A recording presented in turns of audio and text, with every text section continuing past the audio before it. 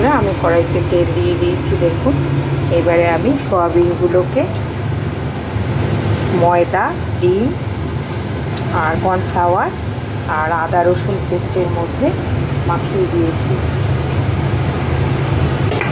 হ্যাঁ, এইবার এগুলোকে আমি সাদা তেলে এক এক করে ভাজবো। দেখুন আমি হলুদ দিই,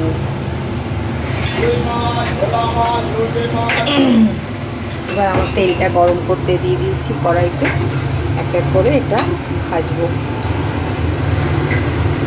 দেখুন অল্প অল্প করে, এই যে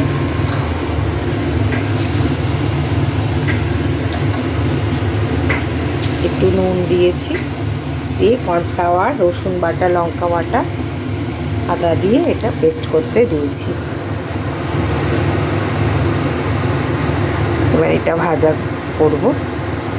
হ্যাঁ দেখুন আমার এরকম লাল লাল করে ভাজা হয়ে গেছে। সয়াবিনগুলো বেশ ডুমো ডুমো ফুলে ফুলে উঠবে।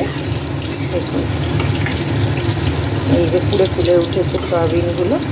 এবার আমি এগুলোকে তুলে রেখে পরের বাড়ির সয়াবিনগুলো দিয়ে দেবো। হ্যাঁ দেখুন আমার সব কটা সয়াবিন নিয়ে টুকরো ভাজা হয়ে গেছে। দেখুন প্রত্যেক কটা আমি ভেজে রেখেছিলাম লাল লাল করে।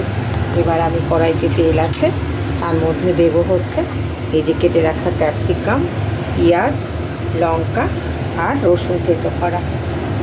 এই যে রসুন থেতো করা, আমি তাহলে প্রথমে রসুনটা দিয়ে দিচ্ছি, তারপরে পেঁয়াজ দিয়ে দিচ্ছি কড়াইতে। এবার আমি সব একসাথে দিয়ে দেবো।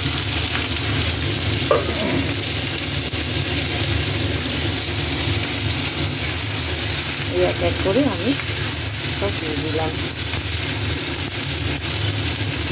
একটু নুন দিয়ে দেবো এর মধ্যে।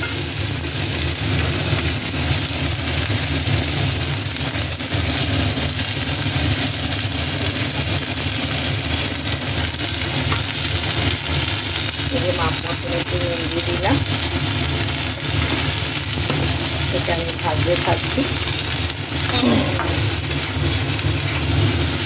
আর এদিকে আমি টমেটো মিক্সিতে পেস্ট করে, আদা লঙ্কা রসুন দিয়ে টমেটো পেস্ট করে একটু বসিয়ে রেখেছি এই কড়াইটাতে।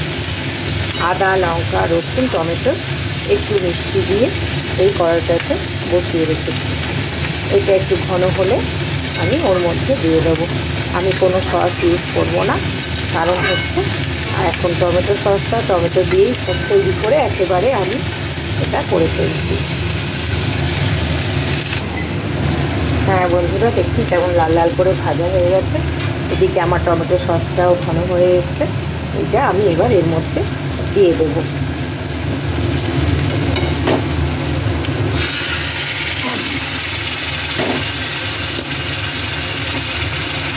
আমি এর মধ্যে দিয়ে দিলাম।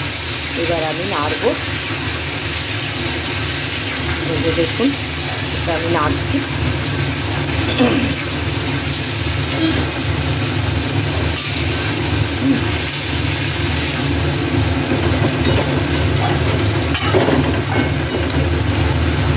আমি নাড়তে থাকছি। একটু সামান্য লঙ্কার গুঁড়ো দেবো, অল্প একটু লঙ্কার গুঁড়ো সামান্য।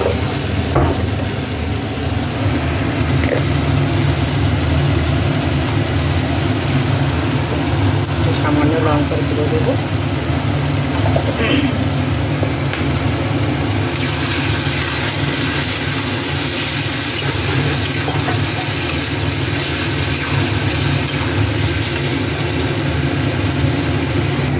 হ্যাঁ বন্ধুরা দেখুন কেমন লাল লাল করে ভাজা হয়ে গেছে।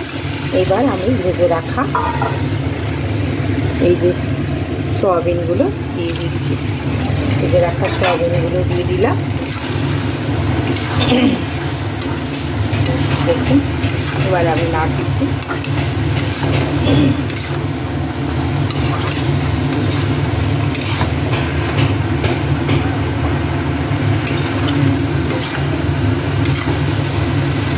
এটা আমি নেড়ে এইভাবে মেশাতে থাকবো। দেখুন নেড়ে মেশাচ্ছি, নেড়ে মিশিয়ে ফেললাম।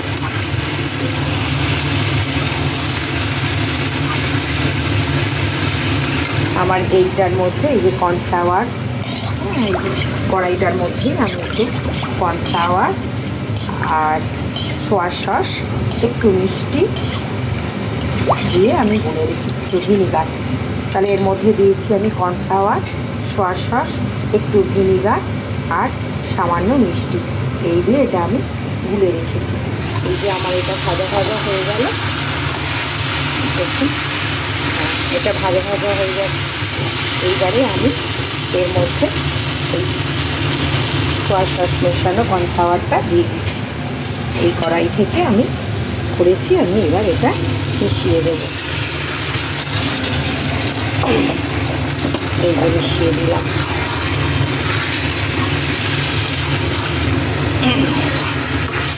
মিশিয়ে দিয়ে এই যে আমার চিলি সস রেডি হয়ে গেল। এবার একটু নুন মিষ্টি দেখে নেব, নিয়ে এটা নামিয়ে দেব। দেখুন আমার চিলি সসটা রেডি হয়ে গেছে। এটা রুটি দিয়ে, ফ্রাইড রাইস দিয়ে, ভাত দিয়েও ভালো লাগে, তবে রুটি ফ্রাইড রাইস দিয়ে বেশি ভালো লাগে। রাখলাম বন্ধুরা, ধন্যবাদ। এটা ছোটো করে সাবস্ক্রাইব করবেন।